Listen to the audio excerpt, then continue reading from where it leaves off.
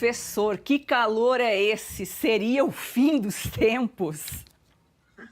Não, não é nada disso não. É simplesmente um fenômeno meteorológico bastante corriqueiro, inclusive, né? Não tem nada de anormal, a não ser, né, a ausência de nuvens que interfere bastante aí nas temperaturas, e é por isso que a gente tem essas amplitudes térmicas muito significativas aí no período de 24 horas, tá? Mas isso aí em breve já vai ser quebrado.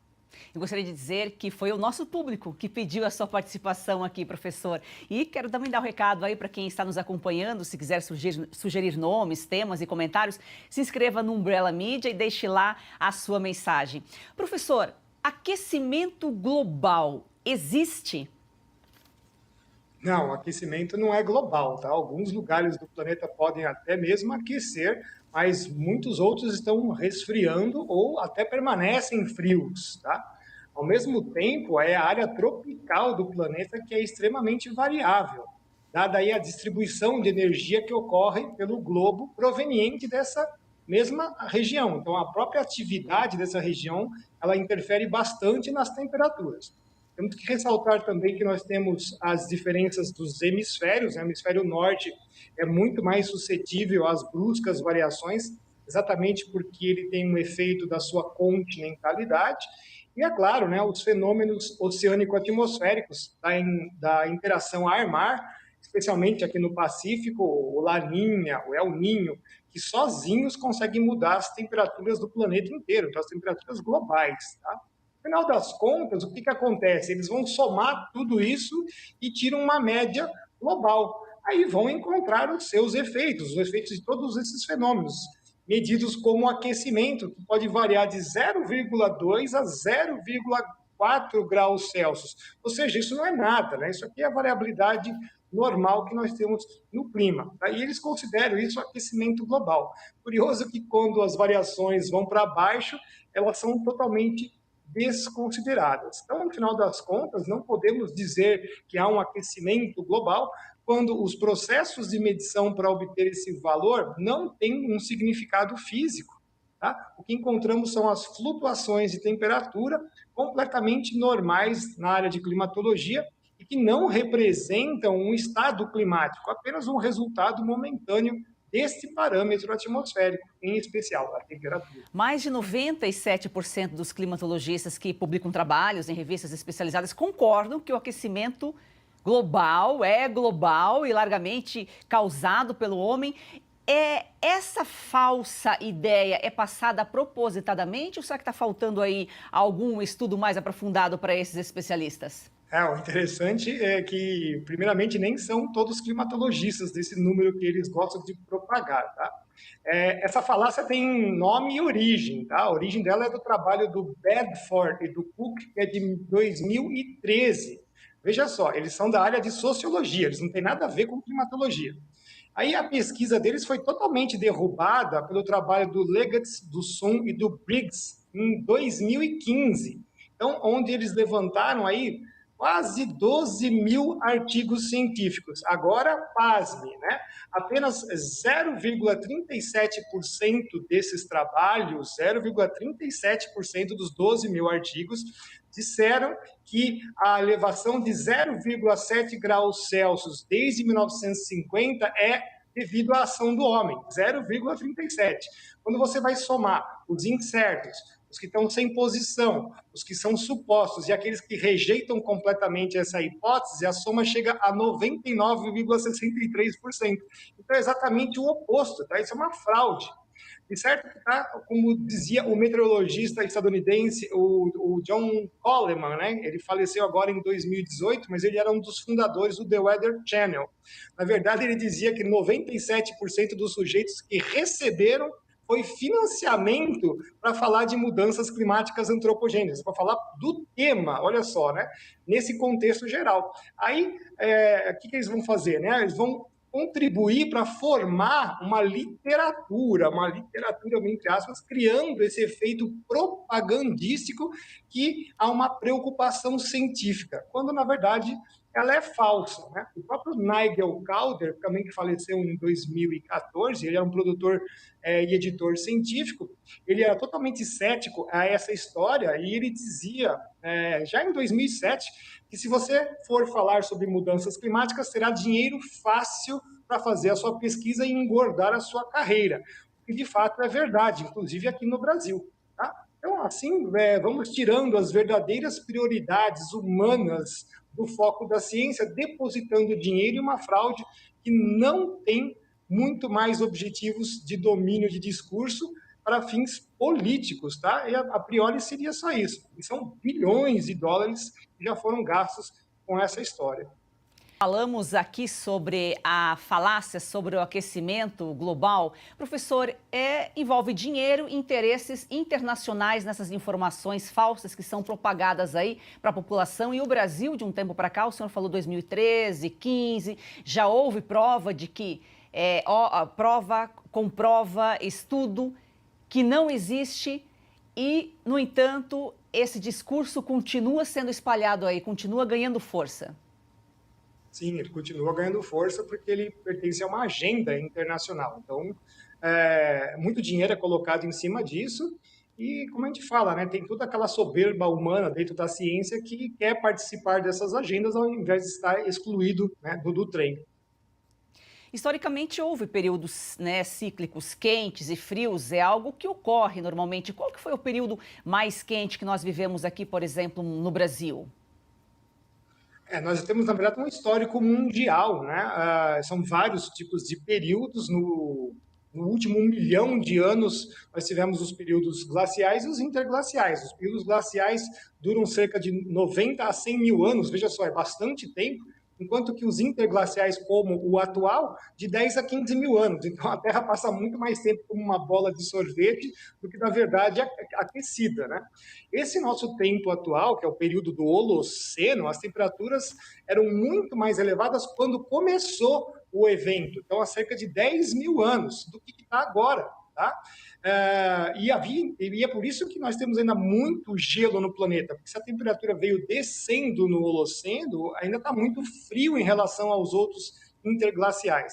Inclusive, é interessante que há cerca de 8.200 anos atrás, nós tivemos um resfriamento abrupto dentro do próprio Holoceno, cujas temperaturas eram as mesmas do quente de hoje, né? Então, veja só, no período frio do Holoceno de 8.200 anos atrás, era a mesma temperatura que nós temos hoje. Dali, então, estamos vindo nessa descendente, tá? O maior período, do maior para o menor, se a gente for ver, nós temos lá o período minuano, que foi mais quente de todos, os mais recentes, depois desce para o período romano, depois desce para o período medieval. E justamente quando nós somos no fundo do poço holocênico, que a gente pode dizer assim, com as temperaturas semelhantes a 8.200 anos atrás, adivinha quando foi? Foi agora, no século XIX, tá? Então, entre 1850 e 1899, a chamada pequena idade do gelo. Então, olha só como as temperaturas mudam mais. Dentro da escala temporal de um século, por exemplo, do século XX, nós tivemos 4 grandes flutuações de temperatura, né? Elas variando aí em cerca de quase 1 grau Celsius. 2 frias e 2 quentes, sendo que as temperaturas atuais aqui do primeiro quarto do século XXI são muito parecidas com quando a gente compara com os anos de 1930 do século XX, que também foram bastante altas.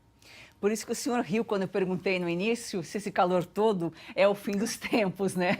Porque faz parte. Exatamente. Até quando que deve ficar esse calor e tem uns períodos aí que de repente cai a temperatura, dá uma esfriada, mas a probabilidade agora é esquentar daqui para frente. Não, o mais divertido de tudo, que a gente fica até brincando, eu, por exemplo, coisa de meteorologista que não tem o que fazer, né? Então ele fica colecionando esses casos, né?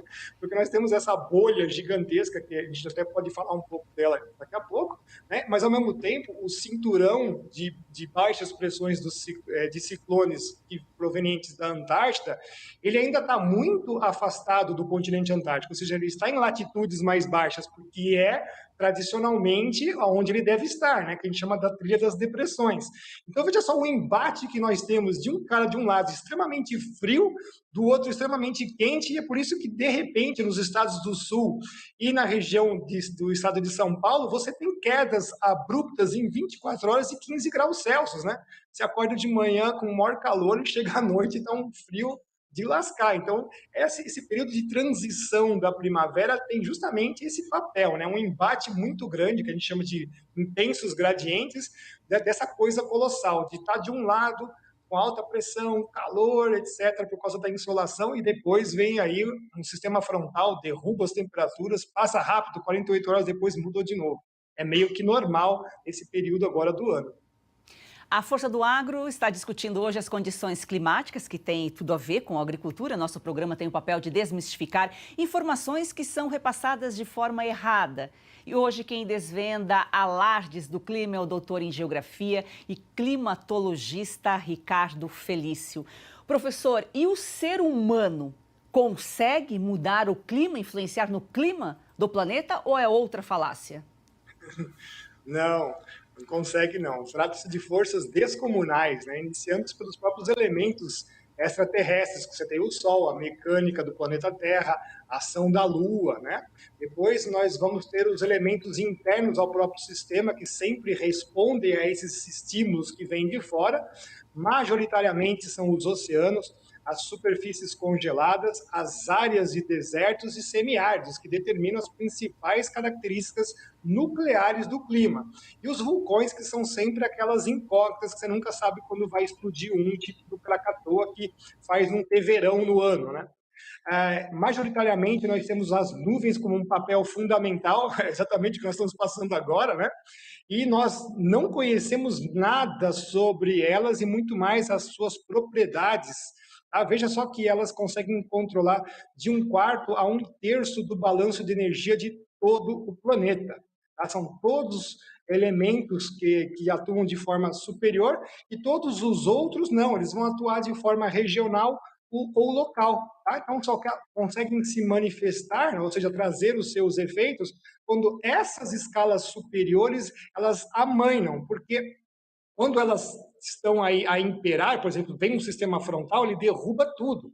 Então, os efeitos locais diminuem ou simplesmente somem. Tá? Temos exemplos, a própria situação atual, você tem essa gigantesca alta pressão, que permite surgir efeitos de clima urbano, por exemplo, em algumas cidades do Centro-Oeste, que há 30 anos atrás eram bem menores, hoje elas são maiores. Tá? Mas isso não é componente suficiente forte para alterar o clima regional ou o clima planetário. Apresenta, assim, alguns efeitos, mas apenas locais, sensíveis na nossa escala humana. Tá? Então, no final das contas, a gente sempre tem que lembrar que tudo é uma relação de escalas e pesos, que isso aí é pouquíssimo lembrado em geral. Professor, e o efeito estufa existe ou também faz parte aí dessa conspiração dos interesses internacionais?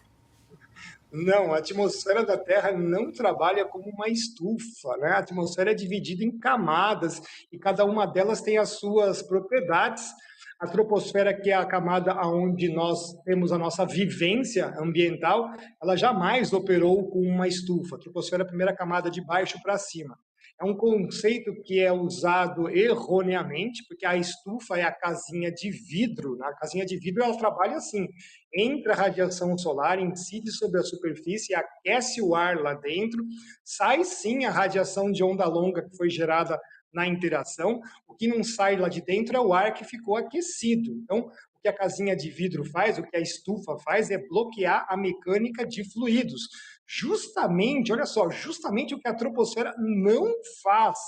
Ela opera justamente na dinâmica de fluidos. Tá? Ela trabalha como uma distribuidora de energia pelas latitudes e pelas altitudes. Então, a atmosfera, por sua vez, também no seu complexo total, ela tem um papel muito mais de amortecedor, isolando a superfície do planeta do nada do espaço. Então, isso é um conceito completamente equivocado. A Força do Agro também no Umbrella Media. Deixe lá sua mensagem, sugestão de entrevistas e temas. Professor, e existe participação da ONU nessa conspiração toda?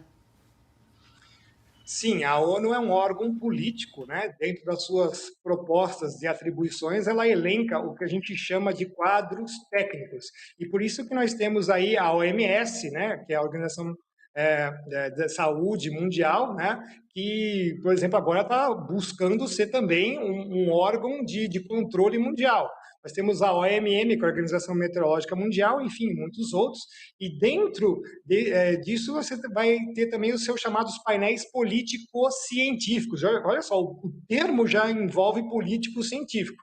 Exemplos, nós tivemos o IOTP, que era o painel do ozônio, o IPCC, que é o painel do clima, o IPBES, que é o painel da biodiversidade e serviços ambientais. De longe, deixar bem aqui esse recado para os agricultores, de longe é o mais perigoso que corre pelas beiradas, que vocês não veem ninguém falando sobre ele. Ele é muito pior do que o painel climático. Daí, a comunidade científica, que não tem legitimidade política, passou a ser o quê? Um guia, a norteadora dessas decisões. Só que essa ciência aí é altamente enviesada, ela não trabalha com o contraditório, faz questão de silenciar a oposição e ela vai aplicar ideologias em seus resultados.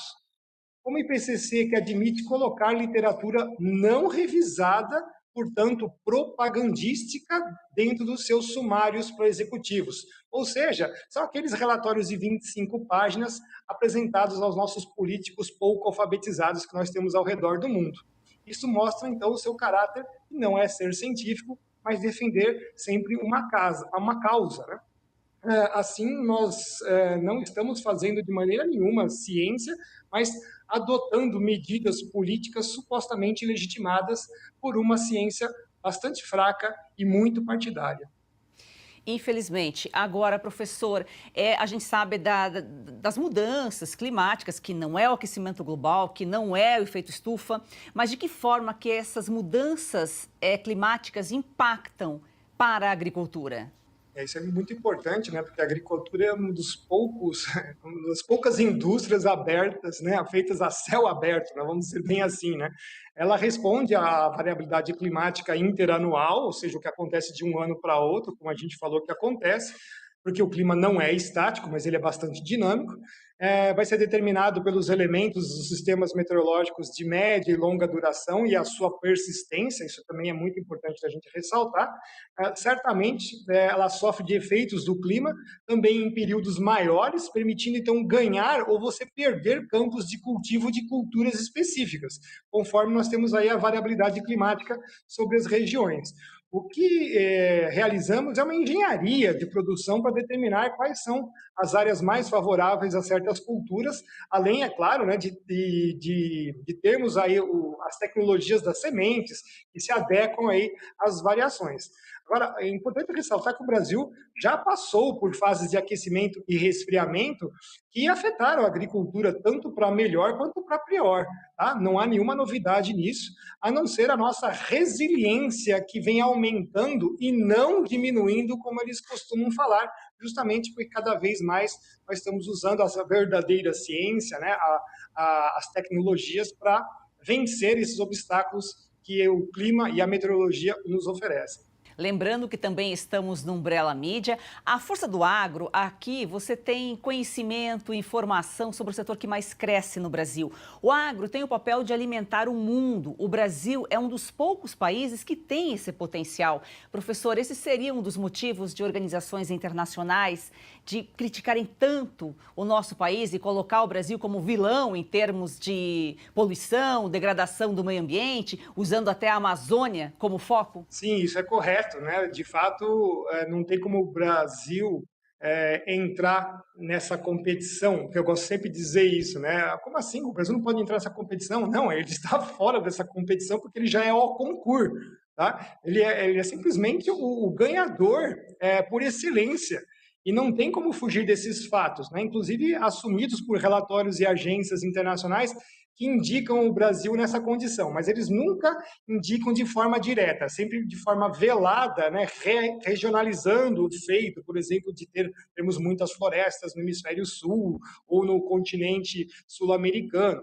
Só para a gente ter alguns números assim para poder dizer aqui para os nossos telespectadores, imagina que o Brasil tem 8,5 milhões de quilômetros quadrados, cerca de 75% dessa superfície é de vegetação preservada, protegida e conservada. Nós estamos falando de 3/4 da área do Brasil.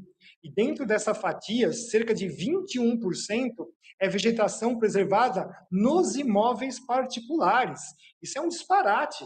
Ninguém fala isso, né? Sempre omitem isso. Tá? Isso não existe em outros países do mundo, nessa taxa e nem nesta obrigatoriedade. E aí você pega lá, 1/5 do Brasil é constituído de área privada intocável e toda a produção do Brasil ocorre em 22%, ou seja, os outros 1/5, né, de todo o resto da área do Brasil. E esse 1/5 do Brasil produz alimentos para 21% da população mundial. Então, em outras palavras, o Brasil tem a capacidade de dobrar e triplicar facilmente essa produção. Ele terá no futuro que cumprir esse seu propósito, não tem como escapar disso, mas também precisa acordar para o processo de industrialização e ativar outros setores, porque não pode, estrategicamente falando, a gente sempre lembra disso, depender apenas da agricultura e da mineração. Em suma, né, estamos tratando de elementos de alta complexidade que foram simplificados a um pensamento reducionista, onde o homem e o CO2 passaram a ser os controladores de tudo e de forma maligna, né? Isso é uma enorme mentira.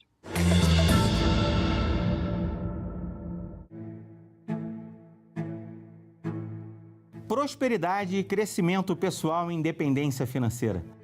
Todos nós buscamos esses 3 elementos durante a vida. Mas para isso, é preciso adquirir uma habilidade fundamental para que possamos atingir esses objetivos. Precisamos saber liderar. As principais lideranças do mundo livre conheciam essas 4 esferas de conhecimento e, por isso, foram capazes de mudar o mundo. No curso de formação de líderes, vamos trazer para você exatamente esses conhecimentos, para que você também transforme sua vida. Seja um líder na sociedade, começando com esse pequeno passo para a liberdade. Acesse oestecursos.com e faça já a sua inscrição. Nós falamos aqui que as mudanças climáticas impactam na agricultura. E o contrário, a agricultura impacta nas mudanças climáticas? Tem alguma influência? É interessante, né? Porque essa pergunta faz a gente ter um raciocínio circular, né? Porque a pergunta que nós tivemos anteriormente era exatamente o contrário. Veja só, trata-se de escalas diferentes, tá? Então, vastos campos de agricultura, por maiores que sejam, né, eles estão sempre imitando a natureza. Só interferem na sua escala. Então, no máximo, apresentando esses fluxos de troca de massa e energia, quando as condições meteorológicas de escala superior, né, permitem, porque senão, não, como eu falo, passa uma frente fria, ela quebra todos esses fluxos e ela que impera. Tá? As áreas de agricultura ainda são muito pequenas quando comparadas a qualquer das áreas que mencionamos antes. Então, oceanos, desertos, gelo, não dá para entrar nessa mesma comparação. Só para a gente ter uma ideia aqui e esclarecer bastante aqui os telespectadores, só a área da floresta amazônica representa mais ou menos 1% da superfície do planeta. E isso não consegue alterar o clima global. Tá? A floresta é quem obedece o que ocorre no clima, e não o contrário. Isso é importante da gente dizer. Tá? Então, falar que a agricultura interfere no clima, poxa, que interessante. Então, parece que a agricultura só interfere para pior, né? A gente não consegue fazer nada para o melhor. Né? Então, isso é uma enorme falácia também. Outra informação que vira e mexe aparece aí e sobre a água? Vai acabar, a gente corre o risco de acabar com a água no mundo? Não, a água não vai acabar, tá? O planeta tem água abundante. A água doce é menor na proporção, mas é também gigante para a escala humana. O que nós temos é uma distribuição natural desigual, com lugares com muita abundância e outros com mais escassez. Por isso que a gente tem que utilizar os nossos processos racionais para manipular e equacionar a distribuição e o armazenamento. O que não pode é ficar criando todo tipo de empecilho para a elaboração de engenharia para isso, né? Você não pode pôr um aqueduto, você não pode pôr uma represa. Aí sim você cria essa sensação de escassez. Tá? Já a água potável é um item de maior valor e a sua obtenção por ser mais laboriosa, mais trabalhosa para se trabalhar, para se montar, né, se montar esse produto, é que cria essa ideia de pouca aí abundância, tá? O que falta mesmo é investimentos no setor, feitos com critério e propósitos para aumentar a sua produção. Lembrando sempre a todos que o saneamento básico ainda é o verdadeiro problema ambiental, de longe, né? Não é o ursinho boiando no gelo no Ártico. Agora, professor, por que é mais fácil acreditar em mentiras? Hoje a gente desmistificou aqui várias falácias, né? Mas as pessoas ainda acreditam nas mentiras. Porque você usa dos sentimentos humanos e a sua sensibilidade para conseguir conquistar mentes, né? Quando as mentes operam como se fossem o coração das pessoas. Então, na verdade, é uma guerra ideológica onde ser o protagonista da verdade vai se tornar aí uma atividade de vilania, falta de ética, defensor da destruição, etc, né? Quem fala isso, infelizmente, tem uma visão curta de todo o contexto e não vê as consequências reais ao nosso mundo e à nossa sociedade. Mas acredita nesses cenários especulativos, catastróficos, né, de problemas que são apresentados por modelos de computador que não conseguem simular praticamente nada da complexidade do mundo, seja o próprio mundo natural e seja aí o nosso mundo social. Professor, foi um prazer recebê-lo aqui. Volte sempre, o senhor é sempre muito bem-vindo. Muito obrigada. Eu que agradeço a oportunidade. Um abraço a todos.